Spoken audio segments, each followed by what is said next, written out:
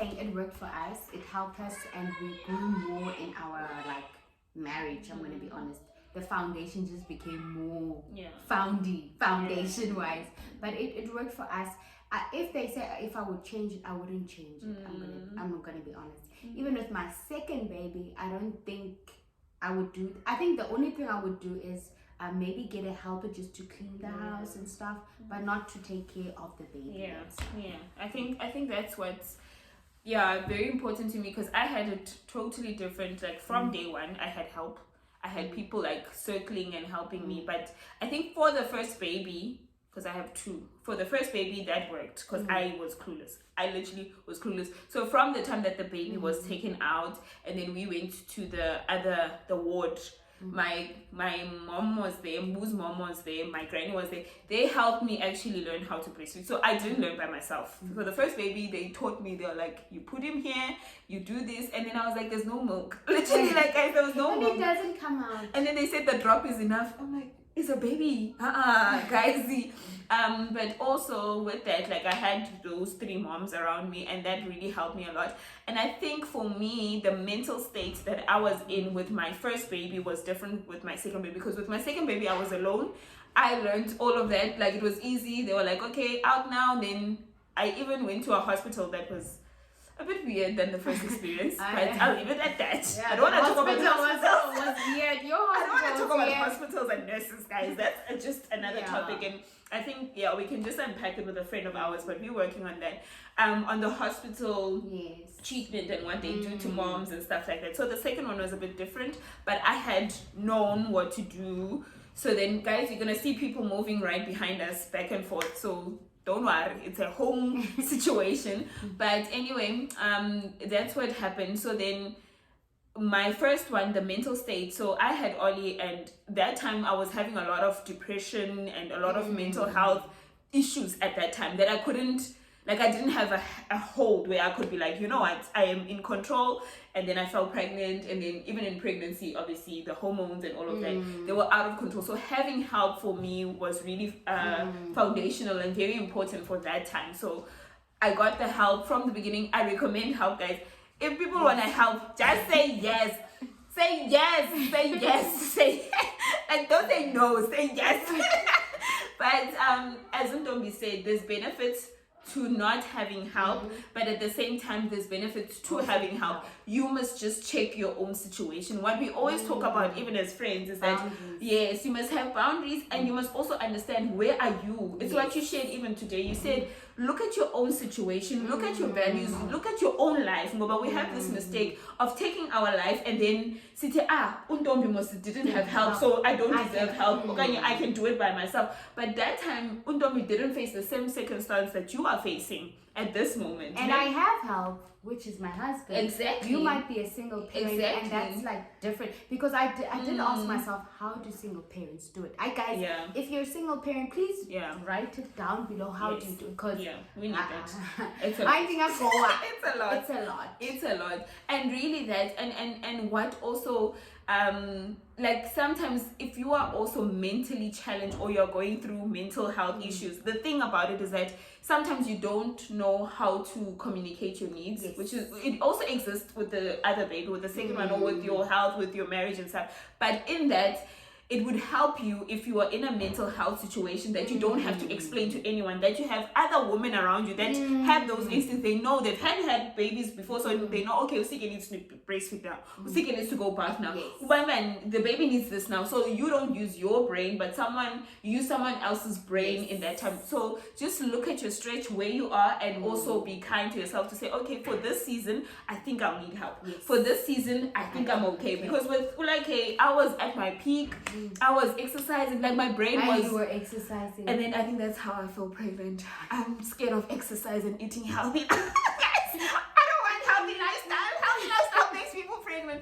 But with that, when I felt pregnant, I was fine. Even the pregnancy, it had moments, but after that, then I was like, no, I don't need that much help. And then even with that, we planned that, okay, I will get the help out of hospital, that's fine. But after that, I'm okay.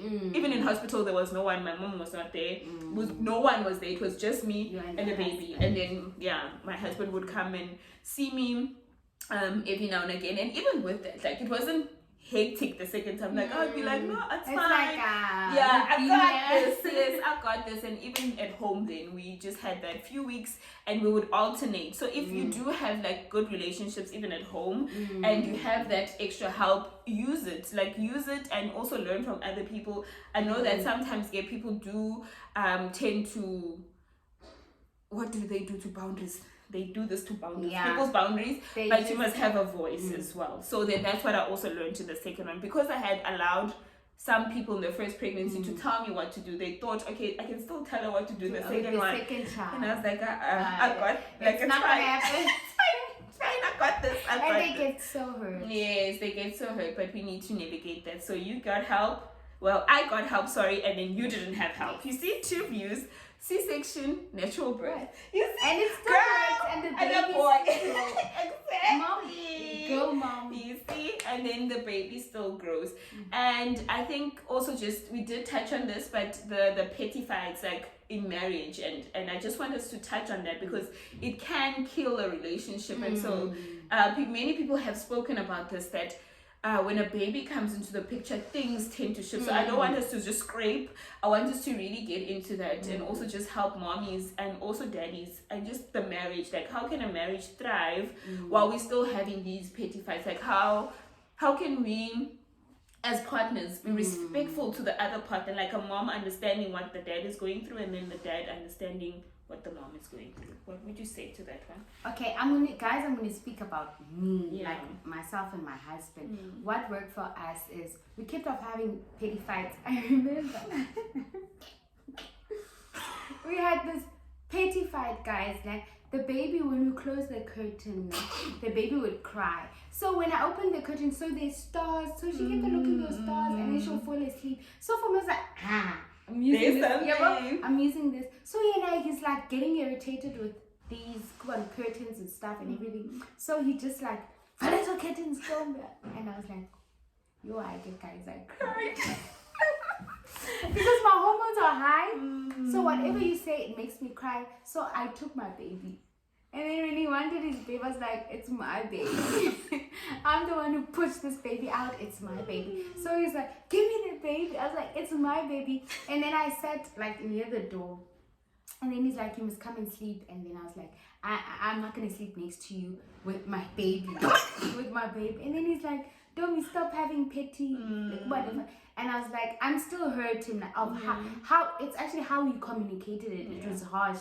So I held my baby. When the baby was, I was like, it's my baby. And I was like, I'm not going to sleep. And I was like punishing myself. But inside I was like, I need the help.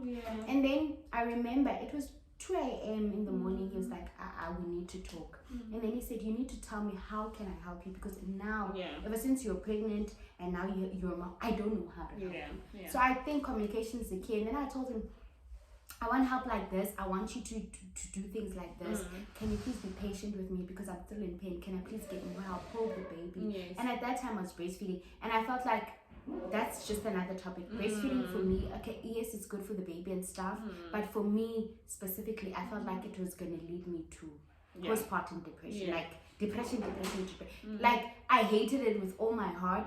The more I breastfeed the child, the more I wanted to resent the child. So maybe it was God's way that I got abscess on my breast, and then I formed formula, and I felt like now I can be myself a bit and time to myself. I can bath, because literally you wake up, you're a mom, during the day you're a mom, at night you're a mom, your husband comes back from work, you're still a mom. So still you're a feeder.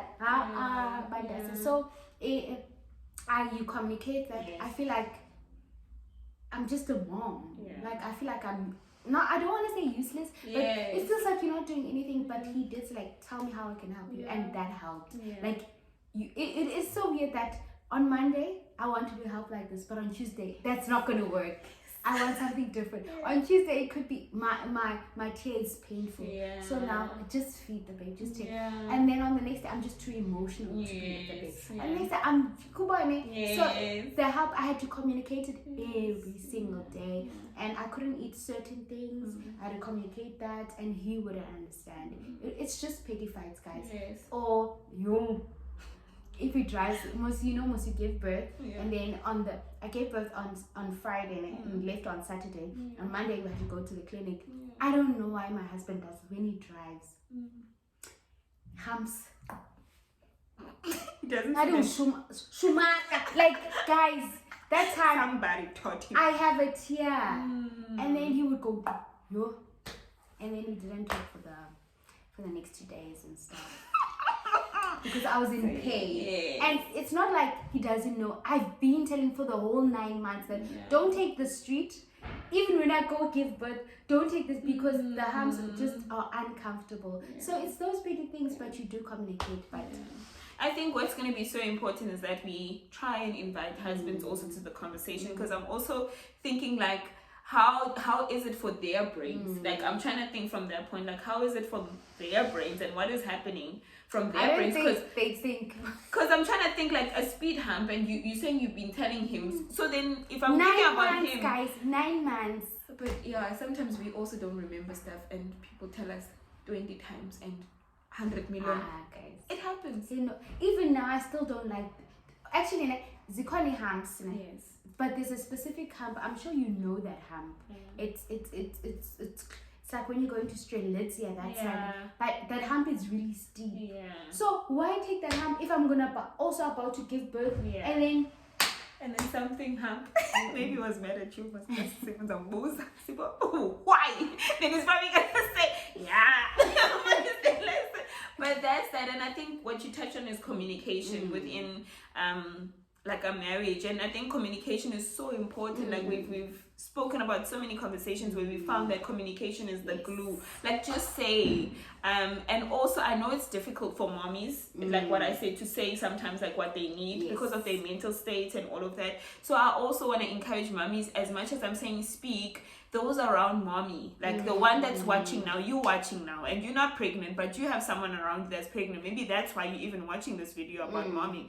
I just want to encourage you to just also seek out, like, guys, there's Google now. Google what women go through. Like, Google why maybe she's not talking to you. Google why maybe she's saying no. Like, what are the ways that you can be of help to her without her even saying something? Like the Bible says is that we need to carry each other's burdens. And no, like sometimes God also tells us to communicate, but carrying someone's burden, you can see when someone is burdened and you don't have to ask them about their burden. Like, you can just look at the topic and then see, oh, okay, she's pregnant, she's changed, what happened? And I think sometimes in marriage or in relationships is that we take offense that does not belong to us. When our partner is not speaking to us, we think it's all about us, like, oh, it's me. So then you take your offense and now you don't have an opportunity to help. It has nothing to do with you. And I think even with moms, taking offense on the other part, like if your partner doesn't know how to help you and maybe they're not helping you, and then you're like, you don't help me. And with even the cleaning one, you remember I was angry. He didn't want to sweep the house. And remember, guys, it's a change in norms. Usually you clean. But now we are I thinking, don't have the capacity to clean. Exactly. And so we need husbands to also check. I don't know, that's why we need them here. But I need them to also think outside the box and say, okay, this person usually cleans. Why is she not cleaning? And I know she loves a tidy place. So why are we in a pigsty? What is happening? And then from there, take that and then apply it in the home, and also communicate, and also find like love that person, find ways to love mommy and find ways to accommodate. Like, really, guys, giving birth, good try. It's like doing like, it's so much pain and it takes so much from you. It's like exercising times 20 type of thing. So you can just imagine, like, if it's like similar to a car accident or whatever they said. So if somebody came from a car accident and you're expecting that person, hi, communicate with me, hi, tell me what you need, hi, they need you. Okay, it happens because they're jealous. They're jealous of the baby.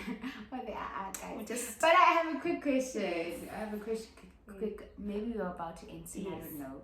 But since you were C-section, did you wait like 6 weeks before you had sex again? Okay, C-section wise, first time, yes, because I was scared. I was like, hello, let's wait, because you don't know what it means and whatever. But second time, no, I did not wait. I think it was the 4th week. And then I was like, let us do it. It is Were you the hungry one? No.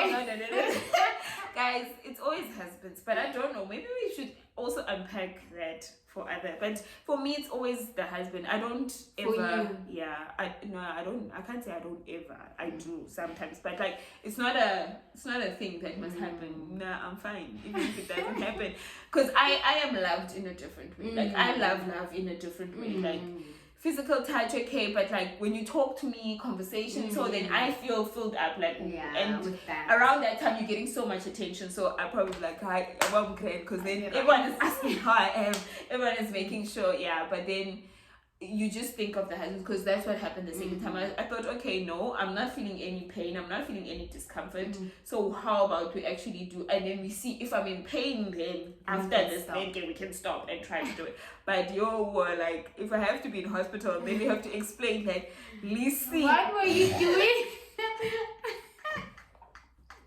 Listen, doctor. This is what happened. And for you, did you wait this 6 weeks, gal? Probably longer. Yes, mine was longer only because the tear, and then after that I had abscess. Then the pain was just it was a lot. I'm in the Goa, guys. In the Goa.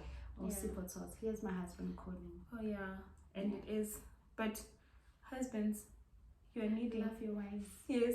Do you the right thing. Now husbands are calling. Anyway, make more babies. And also, guys, I just wanted to say to end it off that mommies, do your research, like what we touched on. Community is there for you, but if you don't want it that way, it's okay.